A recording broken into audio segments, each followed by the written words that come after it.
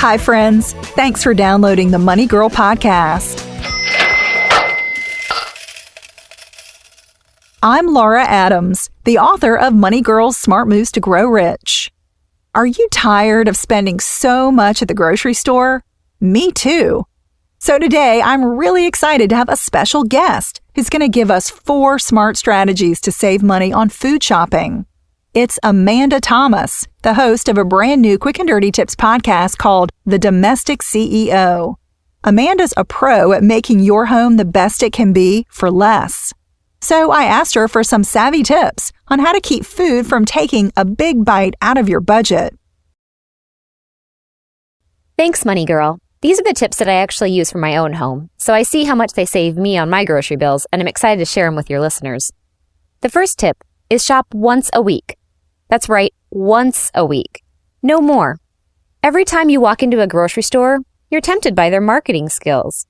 The smell of fresh baking bread, the end of the aisles stocked with your favorite childhood cereals that are conveniently on sale, and the chewing gum and breath mints conveniently placed in the checkout line are all marketing tactics. The stores know that people react to these temptations and make impulse buys. The more times you go into the store, the more opportunities they have to lure you into purchasing more than you need and blowing your budget. To shop just once a week, you simply need to do a little planning beforehand. For example, my husband and I cook dinner at home about 6 nights a week. To make sure that we have everything we need for the entire week, every Sunday morning, I take 30 minutes to write down 6 meals we can eat that week. I then go through my kitchen and make sure we have all the ingredients for those meals. Any missing ingredients get added to the grocery list.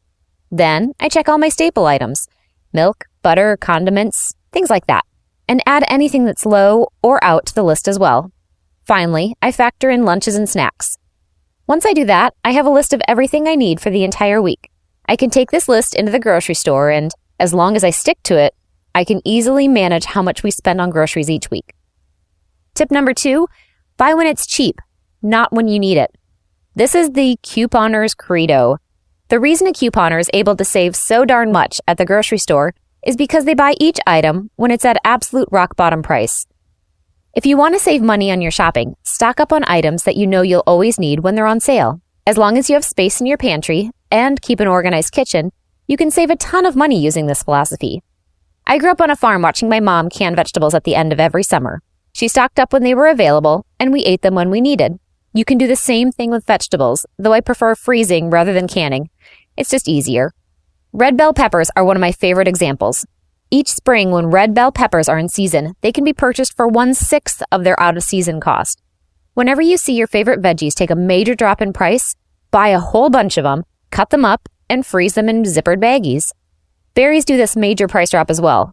Stock up when the stores have piles and piles of them, then freeze them to use year-round in smoothies, oatmeal, and baking. Watch your meat prices too, and you'll see that they rise and fall quite often and dramatically. If you buy your chicken each week when you need it, some weeks you may spend 3 times as much as other weeks.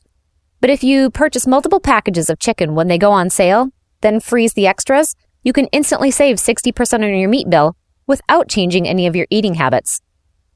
Tip number 3, buy in bulk. Sometimes. Buying in bulk by shopping at warehouse stores can seem like a good idea. After all, you must be getting a good deal if you're buying 40 pounds of jelly beans all at once, right? Not necessarily. If you follow the buy when it's cheap method from tip number 2, you'll likely pay less per ounce or pound at your normal grocery store as compared to the warehouse stores. Don't be afraid to walk around both the warehouse store and your normal grocery store with a calculator, pen, and paper.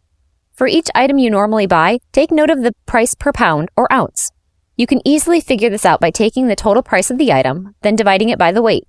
Some stores even post this on the labels for you already. Then, compare the 2 stores against each other.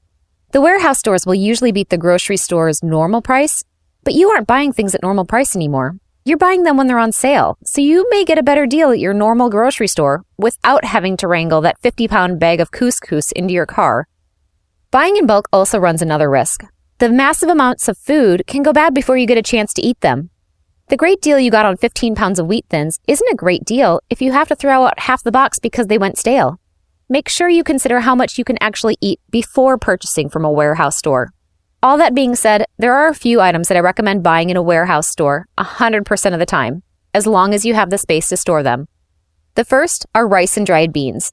You can get these dirt cheap if you purchase them in 20-pound bags. If you don't own a Mexican restaurant, though, and you need to make sure that these stay fresh, grab some plastic storage boxes with gasket seals to make sure moisture and bugs don't get into your stash. The other item that is very well priced at warehouse stores is oil. It'll come in a massive jug, but you can get inexpensive oil jars that you can refill and are easy to use when you cook. Tip number 4, skip the packaging. Items like spices, grains, and nuts can often be purchased for much less if you buy them at a store that sells them by weight out of bulk bins. True, this way you won't get the pretty jar of pistachios that you can proudly display on your table. Instead, you get a basic plastic bag that you can fill with as much or as little of the item as you want. But foregoing the packaging can save you a bundle because often that plastic or cardboard is a large part of the price of these items. Again, just make sure you have sealed containers in which to store these items, and you'll save money without sacrificing quality or taste. Sign up for the Domestic CEO podcast for more easy and budget-friendly tips for managing your home. Thanks again, Money Girl. You're welcome, Amanda. I appreciate you sharing those awesome money-saving tips. For more quick and dirty tips for managing your home, visit the Domestic CEO page at quickanddirtytips.com.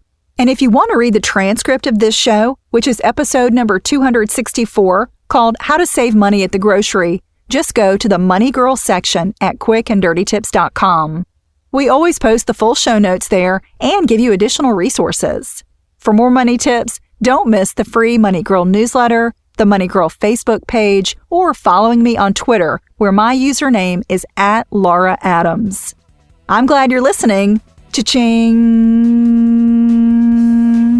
That's all for now, courtesy of Money Girl, your guide to a richer life.